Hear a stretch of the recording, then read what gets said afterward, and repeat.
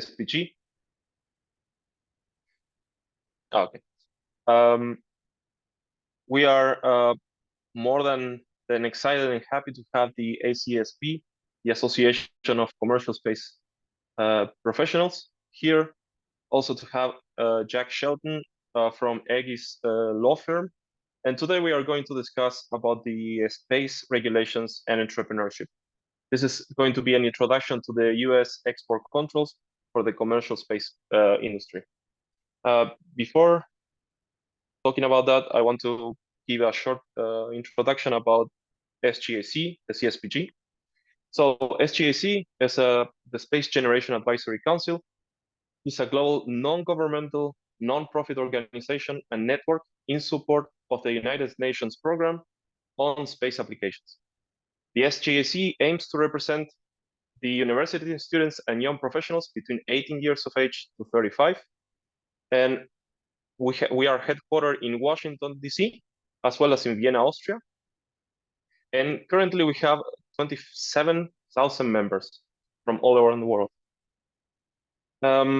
The SGAC has 11 project groups. One of them is the CSPG, the Commercial Space Project Group, which I am part of it as a co-lead together with Christine, also here, and Francesco Ventre, our vice co-lead.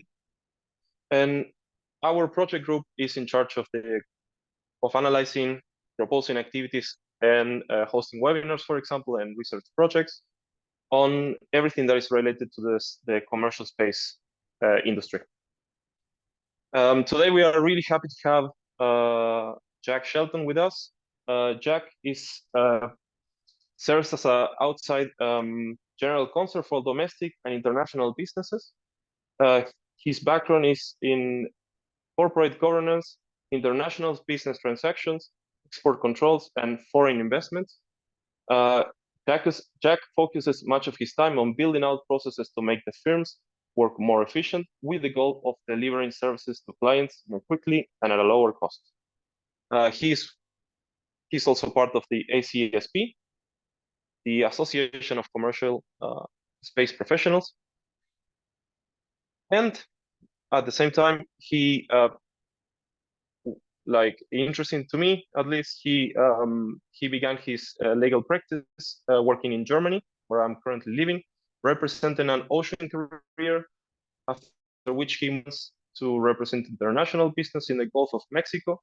And now he's a space lawyer attorney. So Jack, happy to have you here, and the stage is yours. Thank you very much. Thanks so much for that intro, Marcelo. Yeah, so everybody, I'm Jack. Like Marcelo said, I'm an attorney in the space industry. I'd have to say that probably 80% of what I do is export controls, helping space companies deal with ITAR and EAR issues. We also help companies deal with FCC regulations, so when they need to actually talk to their satellites, get spectrum allocated, that sort of stuff. We do a lot of government contracting. Particularly, we work with a lot of foreign companies that come to the United States because they're seeking DoD contracts, like SBIR contracts, and we help structure their companies and help them deal with all the federal contracting stuff. And then, of course, we just deal with regular corporate governance stuff and commercial contracts for our space clients as well. But with that intro out of the way, I guess I will share my screen and just jump right into this presentation talking about ITAR and EAR. All right, so I hope my screen is up. All right. So here's what we're going to talk about. Oh, and everybody, I know a lot of you are on European time and it's really late. So thank you so much. I'm going to try not to bore you too much. Unfortunately, regulatory stuff is not terribly exciting. I will try to make it less boring than it otherwise could be. So here's the agenda. We're going to start by just talking about which agencies are involved in exporting stuff in the United States. We'll then talk about what things are actually controlled by US export control laws. And then we'll talk about what activities are controlled. Obviously, this is a fairly short webinar. We could easily do a 3-day presentation of 8-hour days on this topic and go through all of the stuff. but today we're really going to have to focus down in order to present anything useful at all. So we're not going to get into stuff like, okay, when do I actually need a license? What are the licensing exceptions? How do I apply for a license? How do I do record keeping? How do I put a program together? All that kind of stuff. Instead, we're just going to kind of focus on these definitional things. What things are controlled? What activities are controlled? That way, when you kind of spot, hey, we're engaging in this kind of activity with US controlled stuff, you can say to yourself, hey, maybe we need to call somebody like Jack and get this figured out. So there's actually a whole bunch of agencies that have touch points on things moving across the border in the United States. So you've got licensing agencies and you've got other agencies that don't license things. The licensing agencies are the people who give you permission to export a thing, essentially. So first is the agency that deals with ITAR. This is the Directorate of Defense Trade Controls, or DDTC, and they are part of the US State Department. So they manage the International Traffic in Arms Regulations, or the ITAR.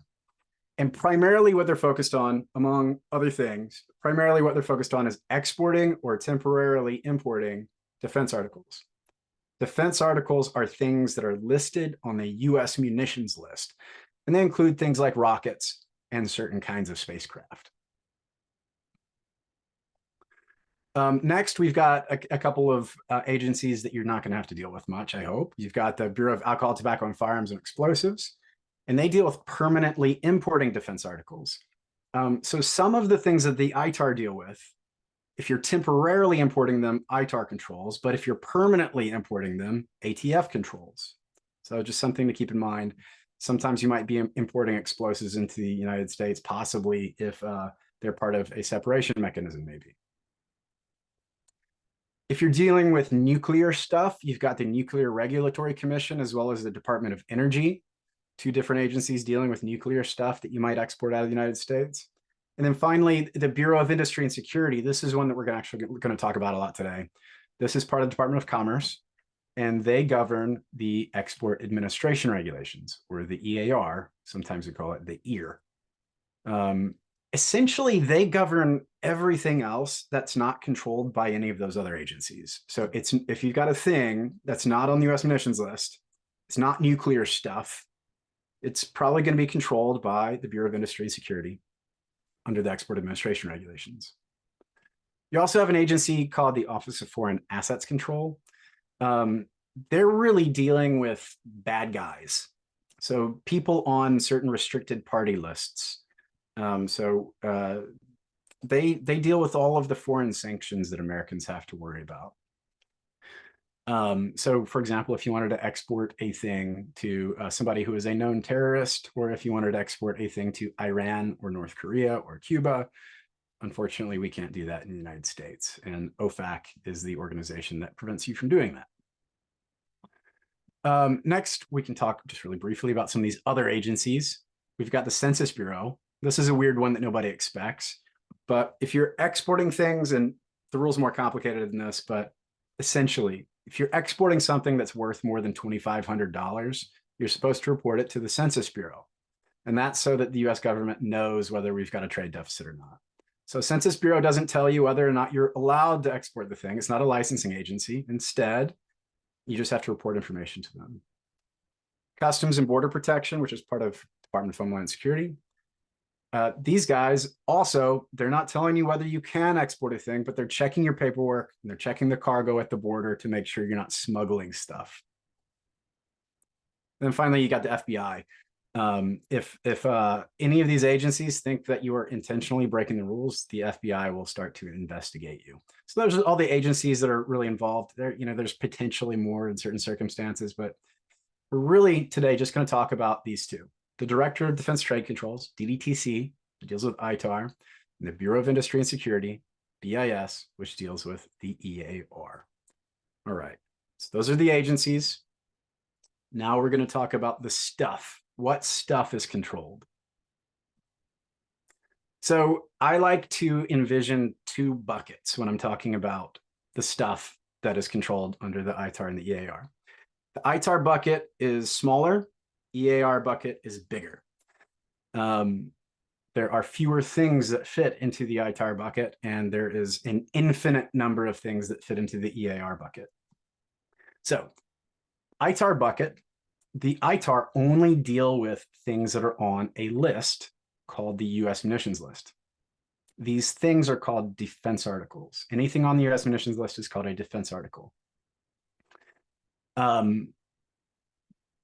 Obvious things that you would consider munitions are things like tanks, guns, and ammunition, rockets, including space launch vehicles. Space launch vehicles are very big rockets. But also spacecraft with weapon systems. Of course, you'd think, hey, it's got a weapon system. It's a munition. That makes sense. But then you've got some kind of weird things like spacecraft that can autonomously track other spacecraft and spacecraft that dock to other spacecraft. And so you say to yourself, those are things that have commercial purposes. They're not necessarily purely military things. And so sometimes you hear people say that ITAR just applies to military stuff. Well, I mean, it mostly applies just to military stuff, but there are certainly things that have commercial purposes, like orbital transfer vehicles that dock to other spacecraft. And these are on the US munitions list, and therefore they're controlled under the ITAR. And certainly rockets. I mean, if you think about a Falcon 9, it is much, much, much, much larger than the largest rocket that we use to deliver nuclear warheads. So certainly it's going to be controlled under the US munitions list as well. Okay. If a thing is on the US munitions list, then the ITAR applies to your stuff. If a thing is not on the US munitions list, then we do not have to deal with the ITAR. Instead, we go over to the EAR. The EAR also has a list. It's called the Commerce Control List. And it deals with a whole lot of stuff. For example, any spacecraft that are not listed on the US munitions list, those spacecraft will also, they will in fact be on the Commerce Control List. In fact, the way it's described is kind of a catch-all. It just says any other spacecraft. And then they have a few different levels of control for spacecraft with certain functions. You've got ground stations. So long as they're not listed in the US munitions list, they're listed in the Commerce Control List. You also have a whole lot of like super generic stuff. Like, for example, common laptops, smartphones, electronics, they're also on the Commerce Control List. You also have some kind of silly things like a life jacket that you would use if you're going scuba diving or I'm sorry, snorkeling. You wouldn't wear one scuba diving, but a life jacket if you were just on a boat. A life jacket or fins or snorkeling gear. That kind of stuff's on the Commerce Control List too, as well as a lot of other fairly generic, boring things. If things are on the Commerce Control List, they've got a whole bunch of rules that apply to them. But we also have a category of things that are controlled by the EAR that are not listed anywhere. And these things are called EAR 99. And EAR 99 designates literally everything else you can imagine that's not on the Commerce Control List, and it's not on the US munitions list. I looked through PowerPoint and I found just a whole bunch of silly icons as examples. If you want to export a cat, exporting a cat, it is regulated under the EAR. That cat is designated as EAR 99. And what it means if you have a thing that's EAR 99, it means that there's fewer rules that apply to the export. Not no rules. Generally, it's okay to export it just about anywhere, but there are some rules. For example, you can't export that cat to Iran. You can't export the cat to Kim Jong-un. You can't export it to any bad guys or to any sanctioned destinations. And then there's some other rules as well. So we just talked about physical things, right? Spacecraft, rockets, cats. The ITAR and the EAR also control information. Typically, it's information related to those things. So let's talk about it. The information that's controlled, it's always, if it's controlled, it's always going to be described on the US munitions list or the Commerce Control List. And the way it's described in there is it says something like information required for the development, production, operation, repair, blah, blah, blah, of a spacecraft. Information required for the development, production, operation, repair of a ground station. Things like that. Also, software for those things is going to be information that's controlled. So for example, software that's used to operate a spacecraft or a rocket.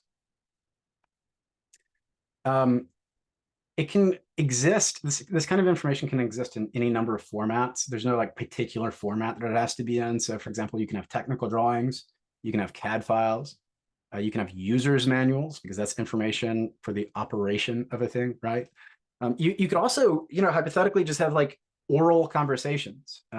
So recently we had a situation where we had a client and they had to send one of their engineers to Canada, and he was sitting in Canada while the rest of the team was in the United States, and they were planning a phone call where they were going to be discussing in detail certain aspects of their engineering of their spacecraft. And I told them, you're exporting that information to Canada while you talk on the phone to that guy in Canada, even though he's an American person, he's in Canada, you're exporting the information to Canada.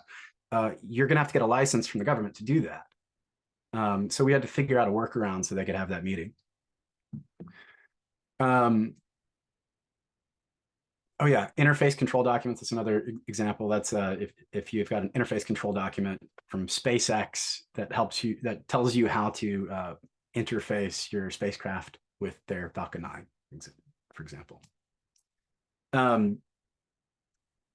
Just a few definitions. Under the ITAR, this information, under the ITAR, they call it technical data. And the definition of technical data includes the definition of software. Under the EAR, it's a little different. They use a different word. They use the word technology, and software is a separate definition from technology under the EAR. I just wanted to throw that out because in nomenclature it gets a little confusing if you're actually looking at the regs. So just know that they're kind of defined a little differently. Okay, this is a topic that really screws people up and gets people upset. So if you think about what stuff in particular the United States is going to have jurisdiction over, obviously the United States is going to have jurisdiction over a rocket that is created in the United States, right? That makes sense. But US jurisdiction also is going to apply to an item that's created abroad.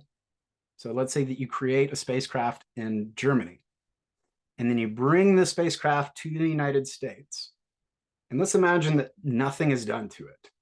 It comes into the United States for 5 minutes, and then you want to take it back out of the United States and take it right back to Germany. You want to send it right back to the people who it originated from.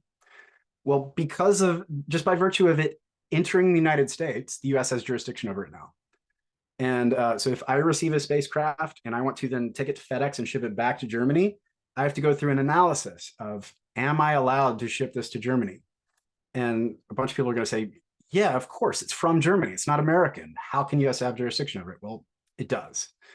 So I have to figure out whether I need a license in the first place, whether there is an exception in the rules that tells me I don't necessarily need a license, or whether I actually need to apply for the license and wait a couple of months and then send it back. So US jurisdiction will apply if it enters the United States. The next one really makes people angry.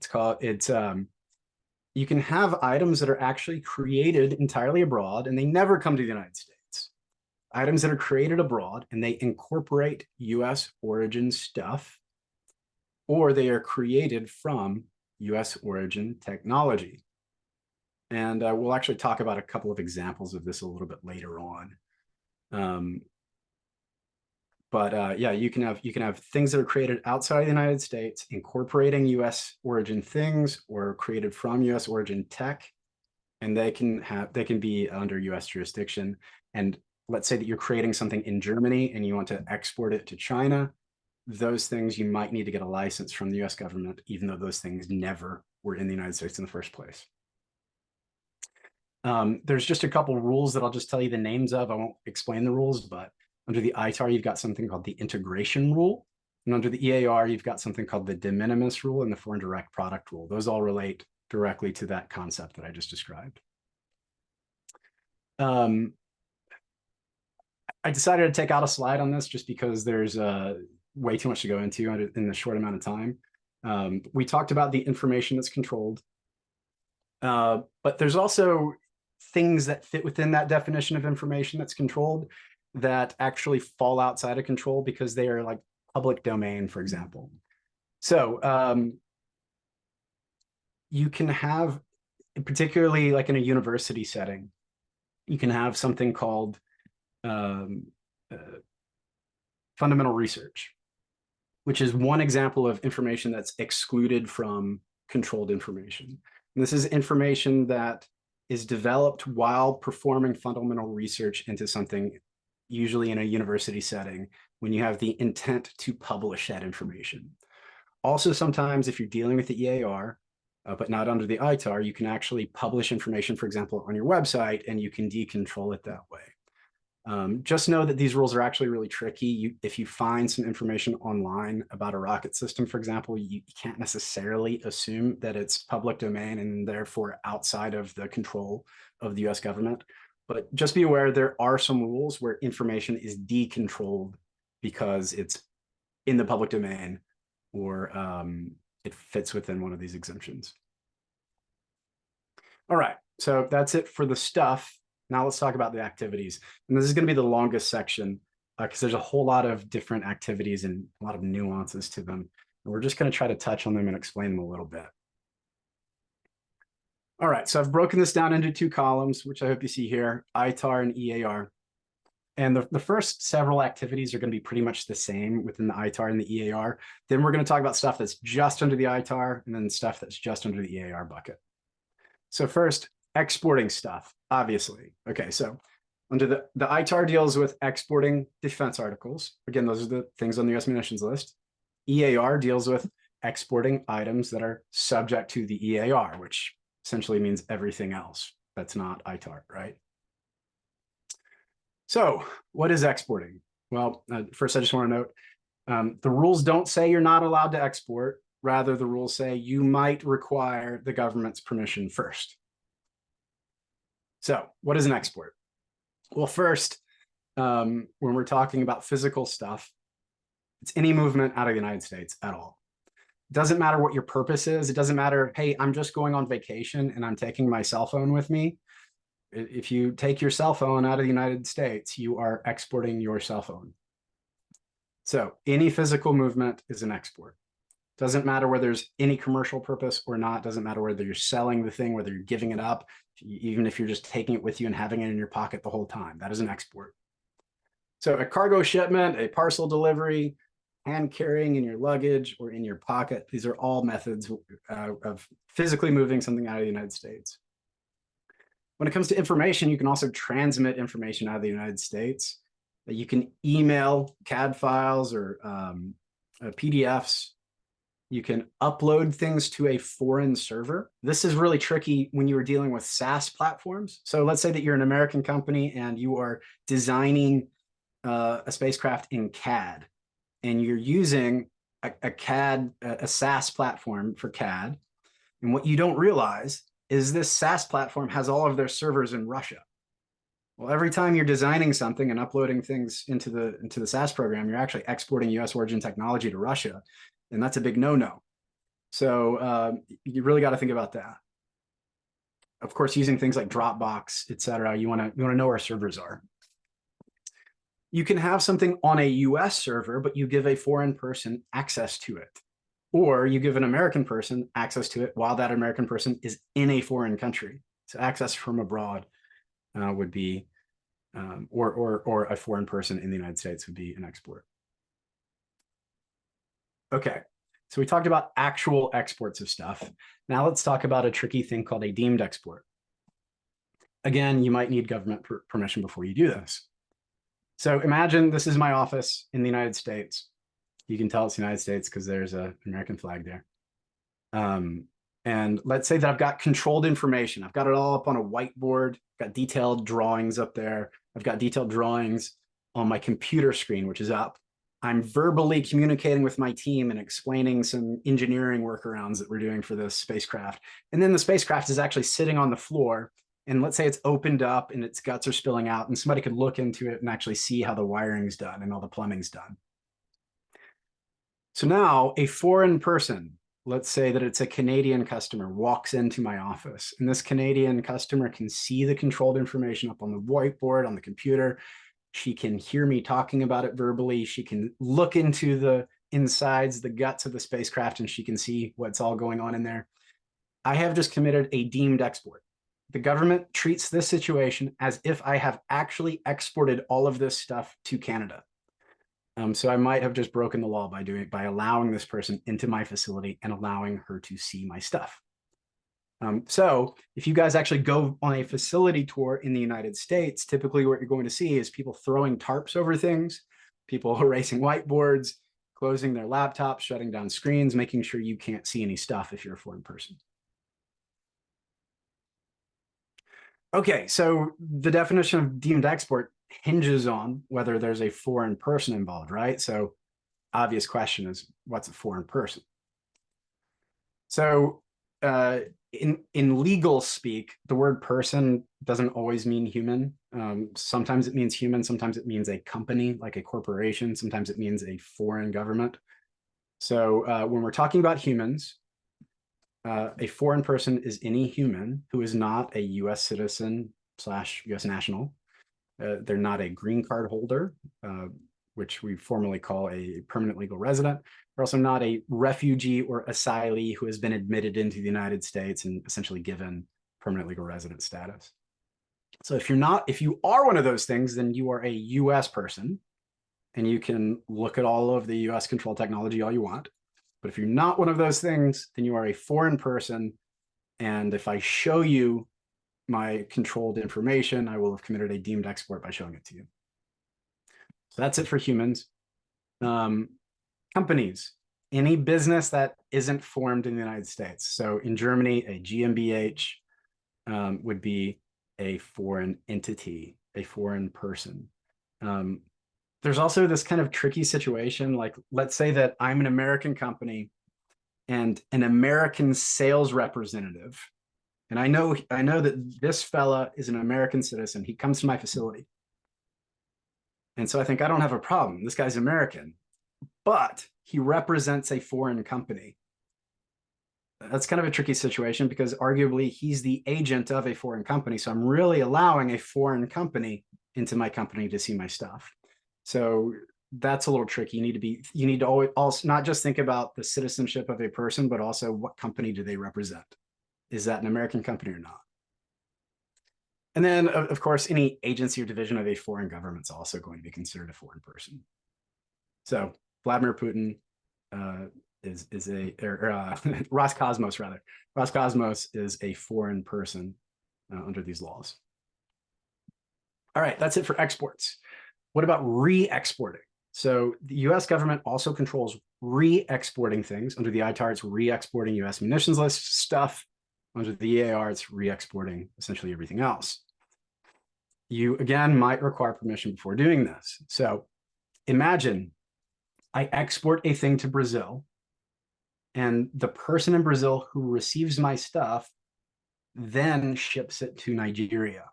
That would be a re-export of US origin stuff.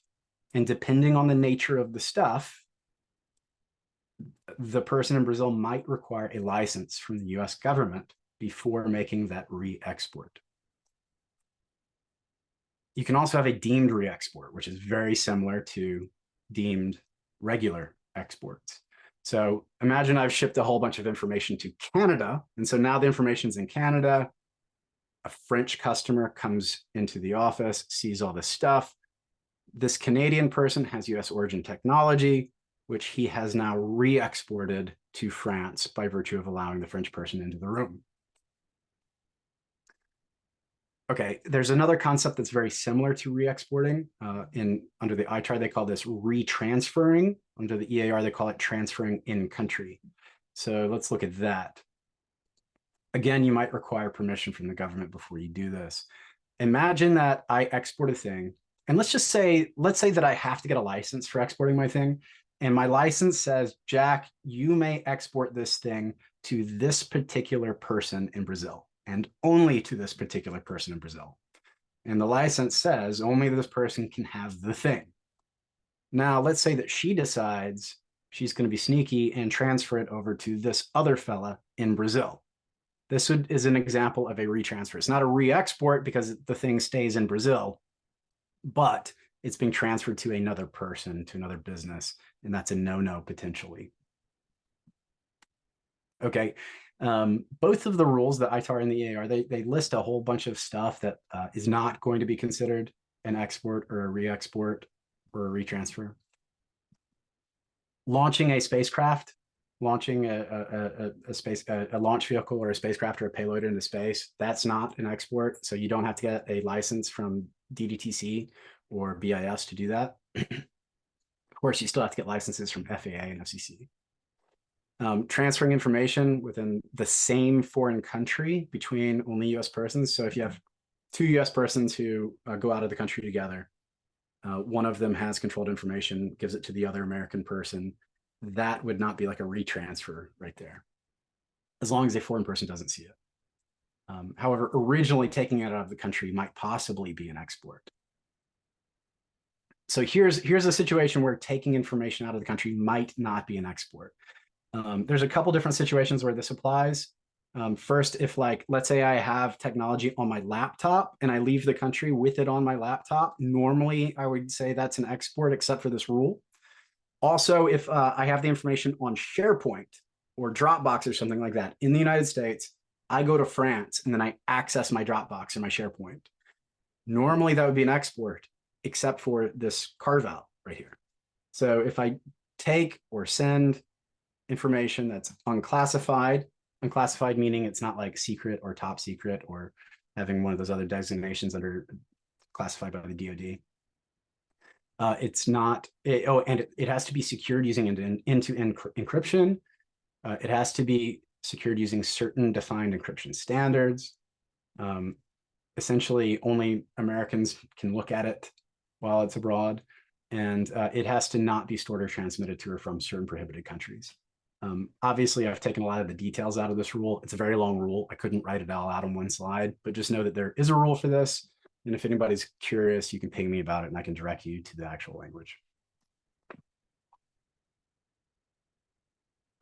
Okay, that's it for all of the things that are common between the ITAR and the EAR. Now let's talk about just ITAR stuff. So ITAR deals with temporarily importing a defense article. Again, you might require permission before you do this. Temporary import, it's just what it sounds like. You're importing a thing with knowledge at the time that you plan to send it back out. ITAR also deals with manufacturing defense articles. This one's a little interesting because under the ITAR, you don't actually require permission. You don't have to get a license to manufacture a defense article. However, you have to be registered with DDTC before you begin manufacturing. And what does manufacturing mean? Well, the ITAR doesn't actually define manufacturing anywhere, so we have to look at kind of dictionary definitions of it, but essentially machining, cutting, drilling, systemized production, maybe assembly. That's kind of a tricky one. But anyway, putting physical stuff together, cutting metal, that kind of thing is manufacturing. If it's ITAR stuff you're dealing with, you need to register with DDTC before you start cutting. Here's a tricky one under the ITAR, providing a defense service. And there are two different flavors of this. We'll talk about the first flavor first. This is when, so furnishing of assistance or furnishing controlled information to a foreign person in the design, development, engineering, manufacturing, production, assembly, etc., of things listed on the US munitions list. So just for example, let's say you're an American engineer and a rocket company in Germany calls you up and says, hey, we really want to use your engineering expertise. Can you help us come up with some designs to improve the design of our rocket? If you say yes, and you actually go perform those services, you will be doing a defense service, and you have to have a license from the federal government before you're allowed to do that. Again, this only applies with respect to ITAR stuff. So rockets is a good example. Most spacecraft are not ITAR controlled. Most spacecraft are EAR controlled. So this isn't something you'd have to worry about, but you should figure out whether the thing would be on the US munitions list or not. Two examples that are specifically called out in the ITAR that relate to space are integration into a launch vehicle. So I'm integrating a spacecraft into a Falcon 9. That is a defense service. So if you are a foreign person, you have a spacecraft, and SpaceX is going to help you integrate your thing into their Falcon 9. They have to get a license from the federal government to help you integrate their stuff, your stuff into their rocket. Or providing a launch failure analysis to a foreign person. This would be a defense service as well. All right, there's another flavor, which is providing foreign military training. I don't have a follow-up slide on this. It's just kind of what it sounds like. This one isn't actually defined. So I don't necessarily know what foreign military training is and where the boundaries of that are. So if you're an American person, you're providing any kind of training to a foreign military, you want to be at least aware of this rule and look into it and make sure you're not breaking the rule. Brokering a defense article or defense service. This one is really tricky. You might require DDTC's permission before you do this. So brokering is very broadly defined. It's more broadly defined than like the normal commercial use of this word. So any action on behalf of another person to facilitate the manufacture, export, permanent import, transfer, re-export, or retransfer of any item on the US munitions list or a defense service, regardless of its origin. So this one applies to American persons. And let's say that I'm an American person and let's say I'm a good sales guy and I'm working with a company in England and I help negotiate the sale of something that's ITAR controlled from England to France.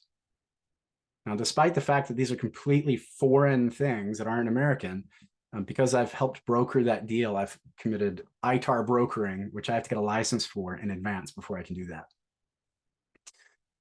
And so the example I just gave is kind of an example of the traditional use of the word brokering, but ITAR gives a whole bunch of other examples that aren't the traditional use of the word brokering. So for example, financing, insuring, transporting, freight forwarding. And here's the kind of traditional one, promoting or soliciting sale or transfer. But there's also some exceptions from the definition of brokering, such as like, okay, obviously if it's a purely US domestic transfer, you wouldn't expect that to be brokering. If I'm a regular employee acting on behalf of my employer, I won't be considered a broker in doing that, helping with that transaction. If I'm merely providing administrative or clerical activities, and ITAR actually gives some examples of this. Fortunately, legal services is one of these activities. So I can provide legal services all day long with respect to ITAR stuff, and I'm not considered an ITAR broker, thankfully. Okay, ITAR finally deals with paying commissions, fees, or political contributions.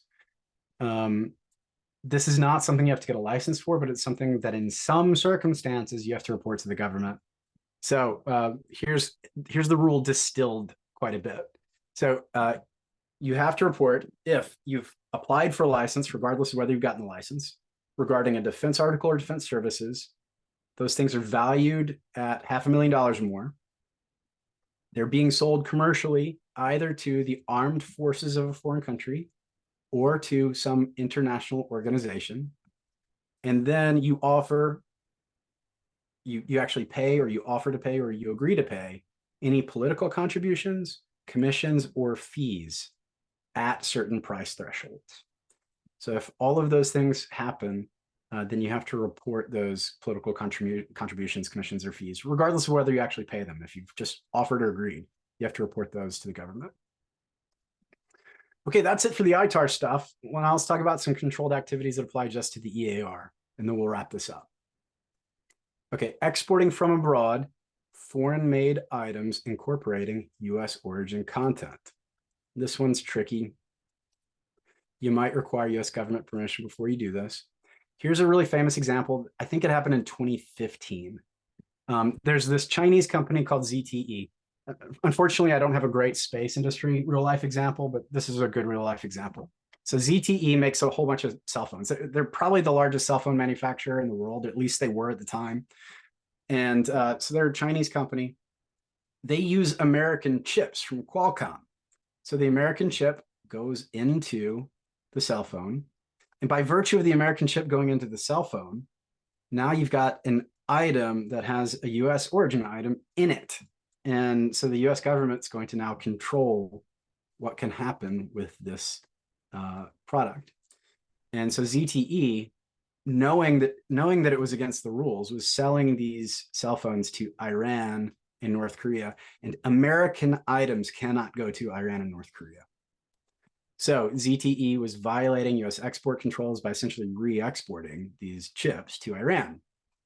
And they got in big trouble. I think that the fine they ended up paying was in the billions of dollars for this, because they were selling a lot of these things and doing it very intentionally. Next, this is kind of similar, is exporting from abroad a foreign direct product, a foreign made item that is a direct product of US technology, essentially. Again, you might require government permission before you do this. So here's an example. This one happened, I want to say this year. There's a company called Seagate. Seagate makes hard drives, among other things. Huawei is a big company that is on US sanctions list. We are not allowed to export anything to Huawei. So Singapore, Seagate, it's an American company. They also have a Singaporean factory. The Singaporean factory was developed using US origin technology. And the foreign direct product rule essentially says that if this hard drive itself, even though it's made in Singapore, if it was developed using US origin technology, or the factory, the plant at which it was manufactured, the plant was built using US origin technology, well, the foreign direct product rule now applies to this thing, and the US government can control what happens with this hard drive. And Seagate was selling these hard drives to Huawei, knowing that it was illegal. And I think that they got fined $300 million for this. They became like the sole source provider for Huawei. So they're selling a lot of them. A couple more. Supporting a military intelligence end user. I don't have a subsequent follow-up slide on this one, but just know anytime you are exporting a thing from the United States to somebody abroad, you need to do a check to make sure that they're not on any bad guy lists, any restricted party lists. There's a few different ways to do this. There's US government has what's called the consolidated screening tool, which makes it really easy to search a whole bunch of government lists at once. But there's also a rule under part 746 of the EAR, talks about military intelligence end users. And these folks might not necessarily be on any of those lists, but they'll be in the regulation that they're kind of described in there. But often you'll catch them on these lists. So anyway, you need to do this end party screening. And if anybody jumps out to you as being, FSB, Russian FSB or something like that, they might be a military intelligence end user. And there are certain rules associated with exporting stuff to them or supporting them. Supporting activities related to nuclear explosive devices, missiles, rockets, space launch vehicles are considered missiles, chemical biological weapons, advanced integrated circuits, basically providing support activities to somebody abroad who is developing these things. In certain circumstances, you might be required to get a license before supporting them in their efforts. And finally, participating in an unapproved foreign boycott. And there's actually really just one example of this that's like a real life example. There's a whole bunch of countries called the Arab League that boycott Israel. And this is particularly true in certain industries where if you are shipping things to these countries, they will ask you to sign a document saying that you promise not to sell these things to Israel, or you will send them on a vessel that does not call port in Israel or something like that. And if you merely agree to participate in the boycott of Israel, that's illegal. You can't do it if you're an American person. Okay, that is it for the controlled activities under the ITAR and the EAR. So we've talked about the agencies that control stuff. talked about the stuff itself that is controlled, and we've talked about these activities that are controlled. Obviously, we've only just touched on kind of what the definitions of these things are. We haven't had nearly enough time to actually talk about when do I need a license, how do I apply for it, etc. But I hope you've got a good idea, at least, so that you can issue spot if you're doing anything that might require government permission. So that's it. We're ready for the Q&A. After the Q&A, if you have any questions, you can email me right there, jack@aegis.law. Wonderful, wonderful. That was a great presentation, a really interesting topic. We have actually many questions from the audience, and we also have some questions ourselves as space engineers and interested in the commercial space. So yeah, probably Christine, you have a question for yourself. Yeah, so thank you, Jack, for your presentation. So I'm coming from a developing country, specifically in the Philippines. So my question is, how can a non-US person get involved with the correct legal access? So if I understand your question, like if you wanted to come to the United States and start working for a US-based company, is that what you mean? Or if I want to do business from the Philippines or from a developing country, how Doing can business. Yeah. Okay. So the issues that you're going to run into if you are Filipino and you're working in the Philippines, if either of those two things are true, then the problem you're going to run into is if an American company has to send controlled information to you. If they do, if that information is controlled to the Philippines, let me point one thing out that I didn't have time to get into in my presentation, but essentially under the ITAR, if I've got controlled information under the ITAR, then I'm going to have to get a license regardless of the country I'm sending it to. Even if it's going to Canada, it doesn't matter. There's a few exceptions for things, but that's generally the rule. Under the EAR, it's a little different. If I've got spacecraft technology, depending on the level of the spacecraft technology, I might have to get a license to anywhere in the world. I might have to get to a license to anywhere in the world except Canada. If I'm talking about technology for cell phones and laptops, it's quite possible that I can send it to just about anywhere except sanctioned countries. And then, so those are the two extremes. And then there's a whole bunch in the middle. So it's possible that somebody's dealing in technology that can go to the Philippines without a license requirement. We're talking about spacecraft technology, though, probably not. Talking about spacecraft stuff, you're probably going to have a license to, if you're an American person, to send it to the Philippines. So then you just have to deal with the process of getting licenses, which might be too cumbersome to work with an American company, just depending on what kind of stuff you're doing.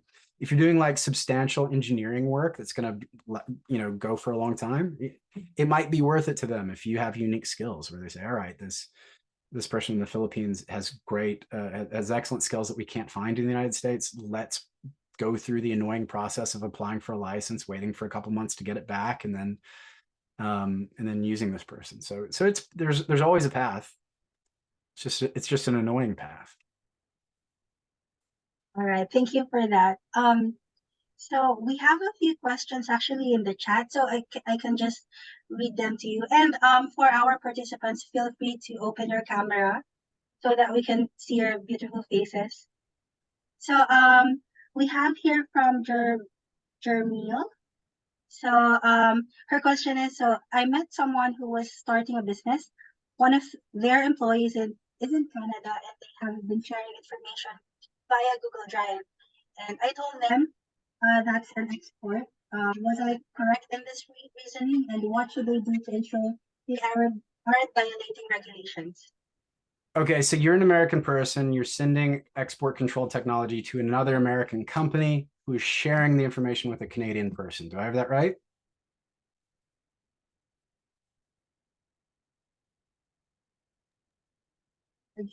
Maybe Jermail can elaborate a little bit. He says yes in the chat. Okay. Yeah. So yeah, if that's the case, then they are exporting the information. That's a deemed export to that Canadian employee.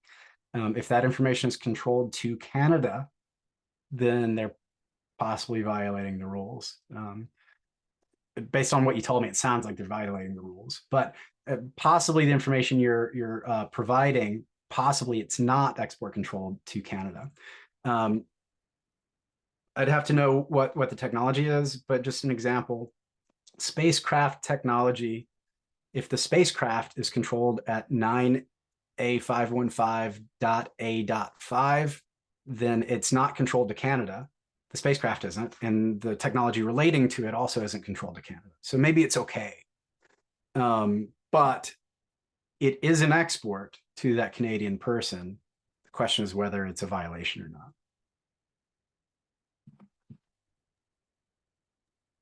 All right. Well, So we have one more question. Oh, sorry. We had one Go more ahead. question from the audience. From Antoine Paleta, I hope I'm pronouncing it correctly. So the question is, what people here with experience on the matter see as the main legal bottlenecks for hiring non-US persons at US aerospace companies? And what would you say it's the, let's say, would you say it's the lack of knowledge about the regulatory work? Is it risk aversion for the licensing process, or is, well, as you were pointing out, it's more like a tedious process? Well, it's three things. It's lack of knowledge, then not wanting to do it, and then even if you do it, it's hard. It's not easy sometimes. You have to hire lawyers, and it's a big pain in the butt. I mean, you don't have to hire lawyers. It helps if you don't have experience with putting applications together. It helps to hire a regulatory specialist, whether they're a lawyer or not. But it's a big pain in the butt. And sometimes it takes a very long time for the government to get back to you. I mean, it might take 6 months. So. All right, another question from Germino. So is customs brokerage service another exception such as legal services? Customs brokering for like ITAR brokering, I think it probably is. I don't know off the top of my head. I'd have to look.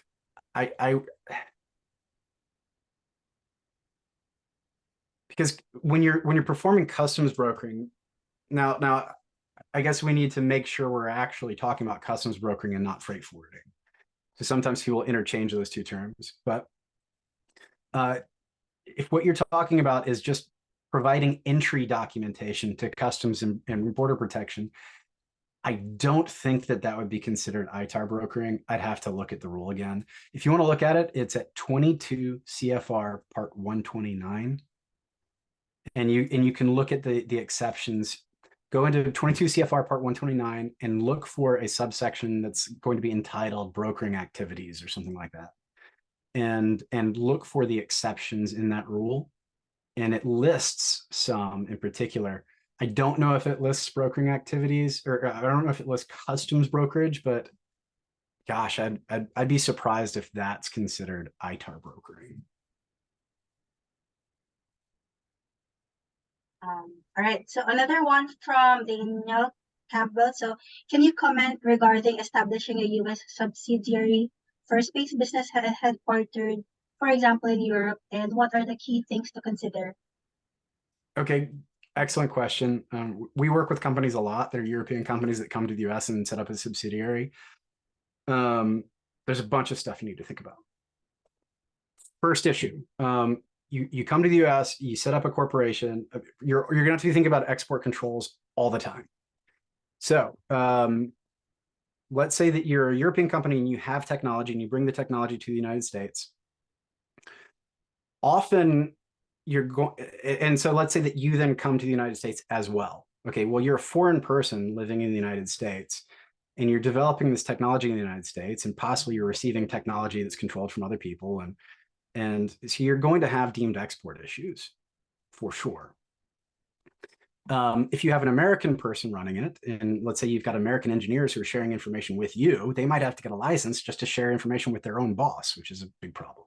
So you're likely going to want to, try to get a green card or citizenship when you come to the United States, or maybe you have the facility being run just by Americans, and or if you come as well, then you can try to get a license for all of these categories of technology that last, and you get a long-term license.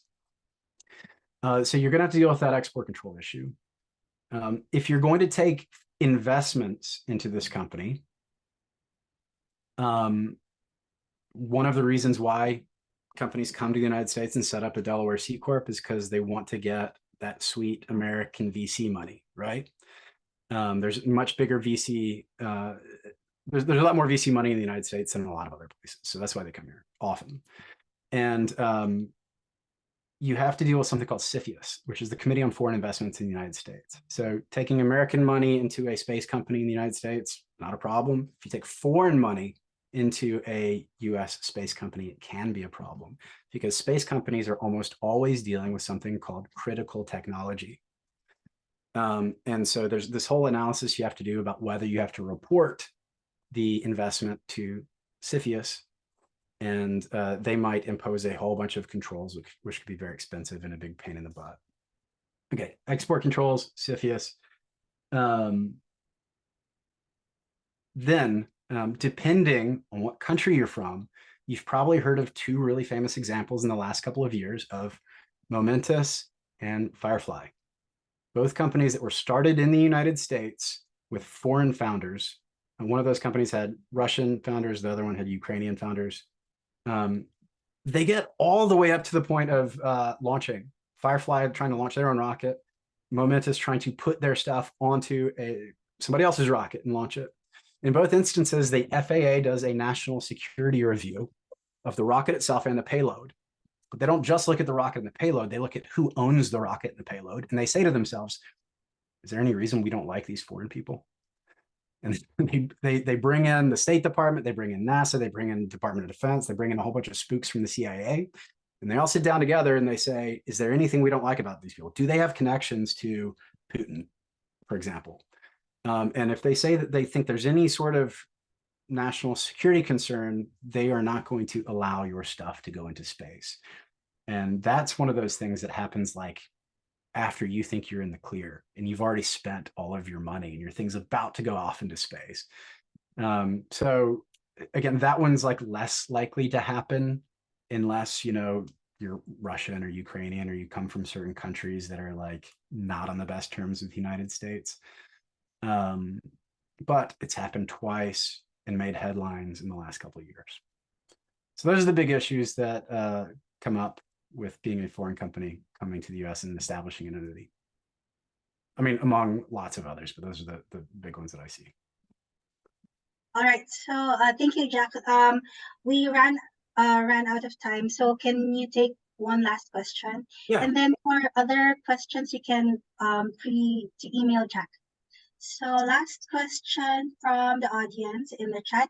Do CubeSats or small spacecraft have exception on the rules? So CubeSats typically, I mean, I'll just talk about the most basic vanilla plain Jane CubeSat. It's going to usually be classified as 9A515 under the EAR on the Commerce Control List. And you can export it to Canada, and that's it. You have to get a license to export anywhere else. And that goes for the technology as well. Well, let me put a pin in that. A lot of the technology relating to CubeSats is already public domain. You remember I made a little footnote essentially saying, hey, I don't have time to talk about public domain because it's really complicated. Public domain is kind of complicated. In the EAR world, essentially, and we're talking about EAR controlled stuff if we're talking about CubeSats usually, unless you've got a crazy CubeSat. Essentially, if you can find the information online, you can say to yourself, this is public domain. If you can find the information in textbooks, if the information is taught in university settings, then we can say that it's going to be public domain or it's published, and you can feel free to share it.